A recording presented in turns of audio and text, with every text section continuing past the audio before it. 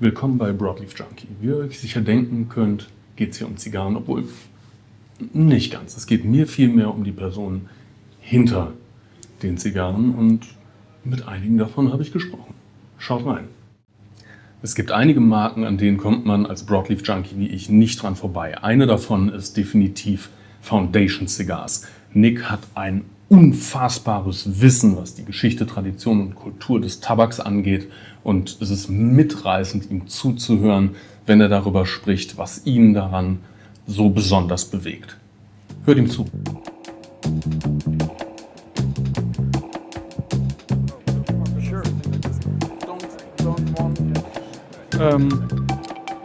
Yeah. Who are you? Why are you here? I Tell am us. Nicholas Melillo. I am a cigar maker, and I'm here to spread the love. The love. The Just love the of love. cigar making Yeah. and broadleaf from Connecticut. Yeah, so let's start with what did get you first into tobacco and cigars? First, I would say my grandfathers. They all smoked Connecticut cigars. So, let's say now, before 1980s, there was a lot of cigar factories in Connecticut. Yeah. So my family came to the United States from Italy, late 1800s, early 1900s. So many of them, great-grandfathers started smoking Connecticut cigars from that time. So my grandfathers, I can remember from an early age, the aroma of broadleaf tobacco from my grandfathers. Just something that's has always stuck with me from an Was around then. early age. So one of my grandfathers unfortunately passed when I was 15. My other grandfather passed 5 years ago. So I was able to smoke with him, but that was a coming of age for me, having a All right. cigar with my grandfather for the first time. It was something special. So tobacco kind of was always part of your life around you. Yeah. But when you got into the industry, did you do a detour before? Did you do something else, or was it straight away? I went right from high school to working at a cigar shop. So by All the right. time I was 18, coming from Connecticut, once I started learning about the history of cigar tobacco in Connecticut, that really stuck with me. As a young person in Connecticut, when you're growing up, you kind of have an aversion, at least I did, to your home state. And cigar tobacco was one of the coolest things to me about the state as an 18-year-old. Yeah, okay. So I really got into the history of it at that age, and I started working a cigar shop right out of high school. I was about to start university, and at this time, this was 1996. So in the States, it's what we call the height of the cigar boom. Yeah. So the market was blowing up, and I used to go into the cigar shop, and there was lines out the humidor constantly. And one day I got up to the register, and there was two ladies running around trying to tend to customers. And I said, listen, I know every cigar in that humidor. I know all the blends. I know the prices. I need a job. Mm-hmm. And I left them my email. I just got an email for the first time. And I left them my email and my phone number. And 2 months later, they called me up and put me in charge of the humidor. So basically, when you went there, tobacco and the love for tobacco and cigars in general was already planted in your DNA. Done. It's kind of a family thing, even though your brand is not a family thing. It's all Correct. you. Correct. It's relatively new, Yes. but somehow the passion for tobacco is already understandable. Having owning not a family business, Yes. what does history mean to you when it comes to cigars, when it comes to blending a cigar or incorporating it into the designs on your packages? What is history? Yeah. Yeah. For me, it's everything because at that time, I was learning about history at the same time. So I started 18 working the shop, but at the same time, I was learning about world history. All right. I was in high school, go through high school, your education system, your whole life, and then getting out of high school, that summer was a time of great reflection for me about life. Because I was in school all my life, and now all of a sudden it's over. Yeah. So that summer I was asking big questions just about life in general, and history always resonated for me because it, for me, shed a lot of awareness on how I got to this point.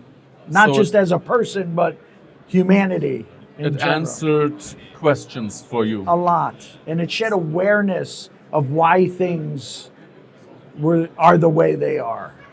All right. Yeah. Does that make sense? A Learning little about bit, yeah. learning about why we do certain things. It's For- not for- the history itself, but kind of the philosophy you can take out of both. what happened. Both. For example, Connecticut. Yeah. Connecticut is a Mohegan word that means the land of the great tidal river. All right. Yeah. I had no idea what that meant. Learning that shed a lot of awareness on just Connecticut and tobacco, because it's because of that river, the Connecticut River, Yeah. which makes the broadleaf what it is. All right. So, yeah. that's an example of how history kind of, for me, opened my mind. And now you draw your creativity for your brands Yeah. from that. Yes. Is it just on the artwork and the stories you tell with it? Yeah. Or is it also incorporated in the blends? That's a great question. Both, little of both, on certain brands. So Olmec, for example. Mm-hmm. Olmec, mother culture of Central America. One of the very mysterious culture. We don't know a lot about them. We know they were the first to make the calendars. So all Yeah. the Mayan calendars come from the Olmec, pyramid builders, tobacco users.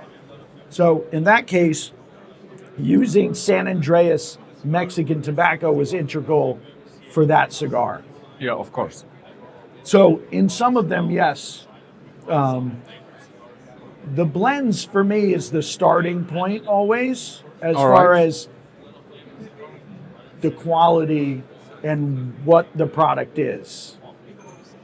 It's got to use quality tobaccos, construction. That's where it starts. To me, the packaging and story is to complement that. It's a reflection of All right. what the blend is. Does that make sense? It makes sense. Yeah. And it also is the selling or the unique selling point for Yeah. each line. Mm-hmm. If I'm correct, this is your first line, or was your first line? So this was my second line. Yeah. All right. So I launched the Tabernacle in 2016, in the fall of Okay. 2016. Yeah. So I first launched the Wawense in 2015. I don't think I know that. Yeah. The Wawense. I know it. Yes. I just didn't that know was my the wise homage. man, Yes. basically. Correct. Correct. Yeah. Okay. Which was a homage to Nicaragua and Nicaraguan tobacco, because it was all Nicaraguan Yeah. blends. Yeah. This came out the following year because we didn't have the broadleaf ready in fermentation yet. All right. Yeah. And then you went for the Tabernacle, this name, Yeah. to Yeah. what was it you wanted to say with this? What story you wanted to tell with this when it's So there's different layers to it. I think the greatest story I wanted to tell was how special tobacco is for me.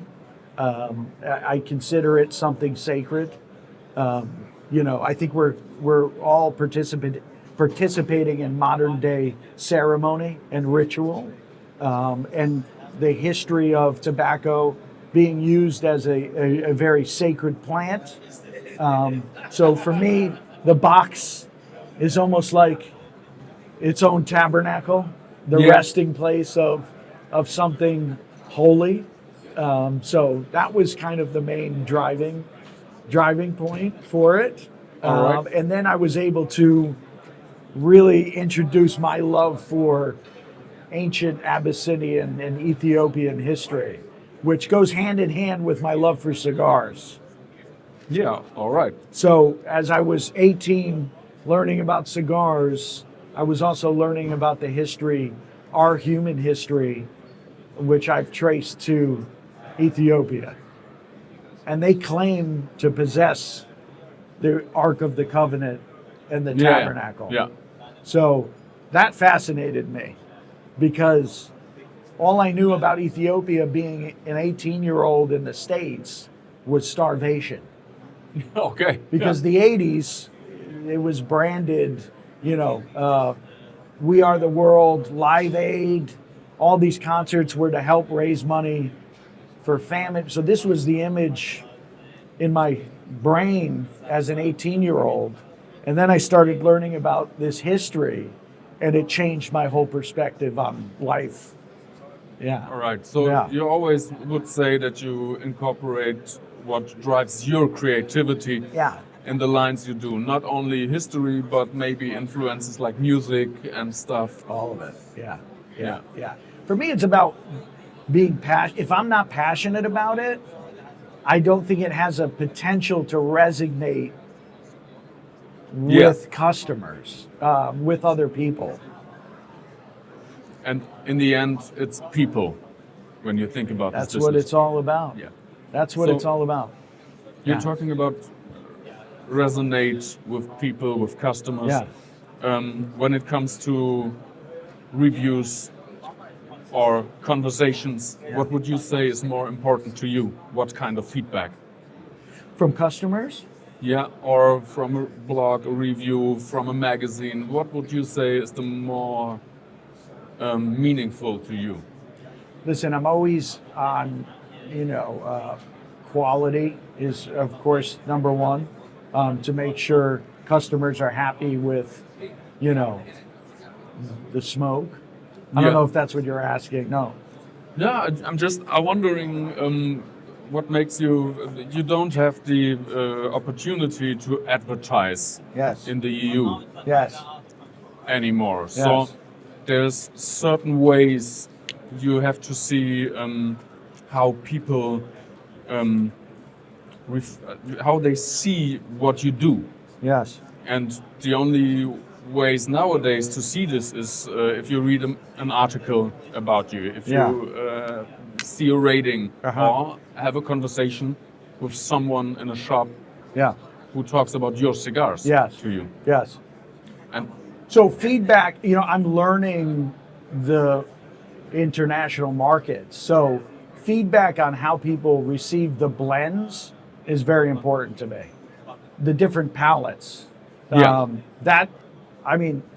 I talk to people internationally, that's always very fascinating to me, right? I'm always taking notes in my mind to see how the market's reacting. Consumers like the different blends because of the history of Cuban cigars, the Cuban palettes. So it's always interesting to see how people receive the blends. So that you can find out what line to put out where. Yes, exactly. That looked like a yes and no. So. Well, it did, yes, because it's finding. If you look at our portfolio of blends, we have 7 blends. So from when I created them, I took the perspective of working a cigar store. That's where I come from.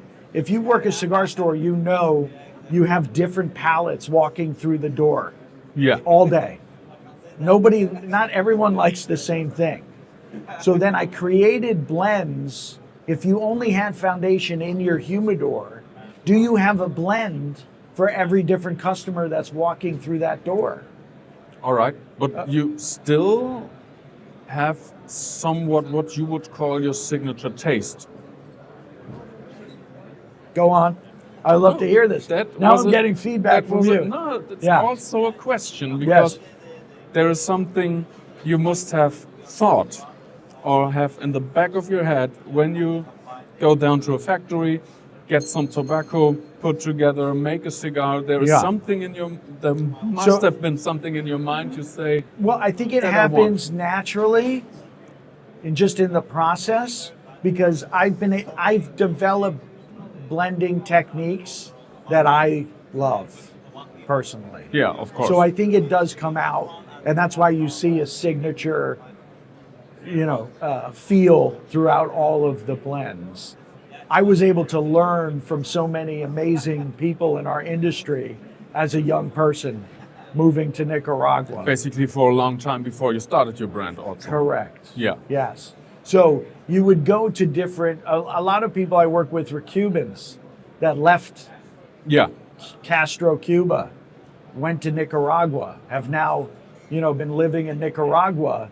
So when you would go to certain guys, you'd go, hey, what do you think about this? This is how you blend. And that guy would go, this is how you do it. That guy, he doesn't know what he's talking about. Then you go to that guy and he'd go, no, this is how you do it. That guy doesn't know what he's talking about.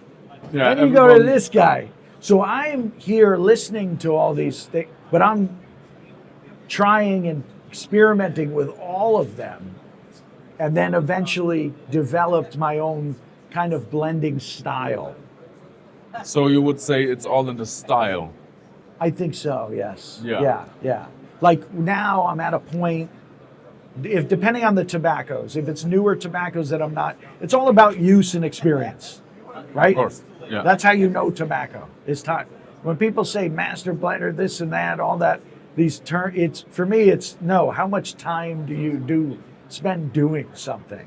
You know, You can't be a master when you don't have experience on the other hand. it's So, impossible. yeah. It's just like flying a plane. You have to have hours flying a plane. You don't want to see me behind Yeah, the same here. steering wheel. But you want somebody that spend the most hours Yeah. in the air flying a plane. It's the same with tobacco. So besides newer tobaccos, I've usually, when I sit down and I blend, I usually work with 7 different blends. I sit down As a starting point as for a starting point. I close it's just me in a room with all of the tobaccos, which have been selected already. I close the doors, put on music, and then 7 is the number. That's come down from many, many blends. At the beginning, it was experimentation, hundreds of different blends. Now I'm at a point where I've developed my technique and it works for me, that what I'm looking for. So usually within that 7, I have. So in like 10 to 20 years, when you're like an industry veteran, you are one of those master blenders you go to that says, no, this guy has no idea how to do it. No, I hope not. I hope not. To me, learning is, I hope it never stops, man. And I'm not just saying it to say it. I've always had the philosophy, anything not growing is dead. And Yeah. I think, especially with tobacco, the best tobacco men listen with their senses and they're listening to the leaf. Speaking of learning and growing, there are always obstacles in this industry that kind of also tries to shut you a little bit down and to, kill this industry. Yes. Do you think they will sometimes in the near or coming future win this fight? I hope not. I don't think so. I hope not. This fight has been going on for a long time. I mean, since I started, I remember regulations as, if you stopped then, then we would have been done a long time ago. I mean, in the end, you started your company Yeah. at a specific point because of regulations you saw That's coming. a great point. Yeah. Yeah. It's a great point. I started, yes, it was one of the main reasons why I left my previous employer. It was one of the hardest decisions of my life because I had an amazing position, I had an amazing team, everything, and the thought of not being able to create my own brands was overwhelming. And I knew if I didn't do it, luckily we won that battle. Listen, it's going to be an ongoing battle. It's, I see what's happening in Europe in these, it's tough. It's tough to see. It's inspiring though, to meet people that we don't have to deal with half what you guys deal with and this side of the world. But to see the passion and people still putting up the fight is actually really inspiring because we have it easy in the States. So if I would ask you what you as a producer, as a brand owner could do about this, your answer would be just fight on. Yeah, I mean, we're involved in the state side in all of the Cigar Rights of America, the Premium Cigar Association. We're constantly fighting local regulation. We understand the importance of supporting these organizations. Yeah. Of course, because without the fight, we're not going to exist. So I think there needs to be more education done on the final consumer level. About what? About legislative issues. I don't think the final consumers, I'm speaking more from the state's perspective, I don't think they understand what's happening constantly from the regulation. I wish we could have more support from them, more awareness, because that could help the fight tremendously. The problem is everybody's got busy lives. They come to smoke cigars to enjoy. They're spending their hard-earned money. So for them to get into the issues, unless you're really, I call it cigar nerd, you're not aware of them. For you, something that you actually can do, you will find on a link below. Great. Yeah. Thank you. The guys that were here before from Yes. Etwas Genuss, Yes. they have a link to some government sites where you can do we stuff. need the awareness that Yeah. these products are not consumed by children.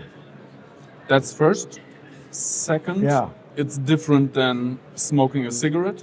100%. Because I think I'm a little bit, Listen, we have the I call proven. myself broadleaf junkie. yes. So there is a part of addiction in it, of course, but that's my choice to have that. Listen, not like with a cigarette where I can't stop. Right, and I I don't. were there. I know it. But I don't think you come off of a plane and I got to I got to light Definitely up. not. Yes, that's different. Yeah. Because we're not inhaling it into the bloodstream the same way. It's a different delivery of nicotine. Yeah. We know now by studies within the FDA itself, this is from their studies, that one to two cigars a week have no or little health effects. Yeah. That's through their own studies. And I think this is the reason why the FDA laid off in the States, because of the size of the industry. It's so small.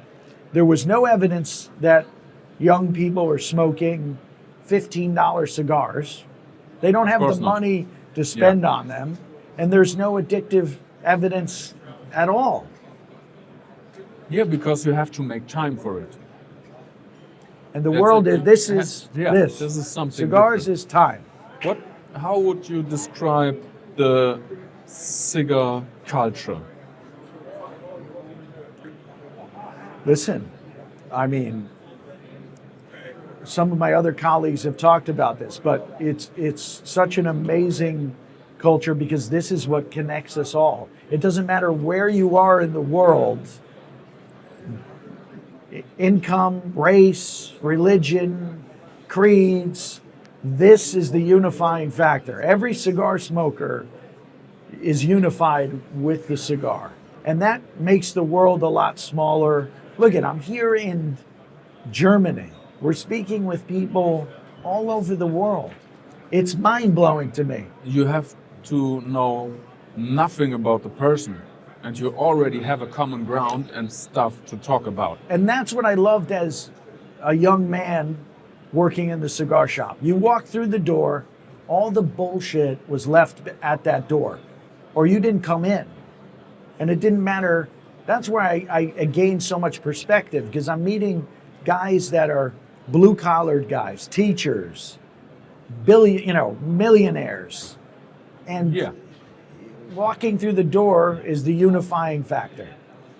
Lighting this up, everything else goes to the wayside.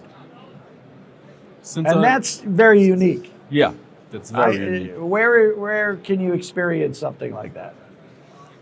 I have no idea. The Yeah. only other thing I would say, okay, you would find a similar common ground Yeah.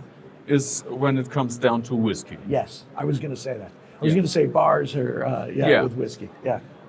Yeah. Well, Agreed. Since I don't want to consume any more of your time, I would say we Appreciate you. come to a close. Thank you for your patience and for your coverage, your support. That We was really amazing. appreciate it. Same to your followers. I will let you know as soon as this comes out.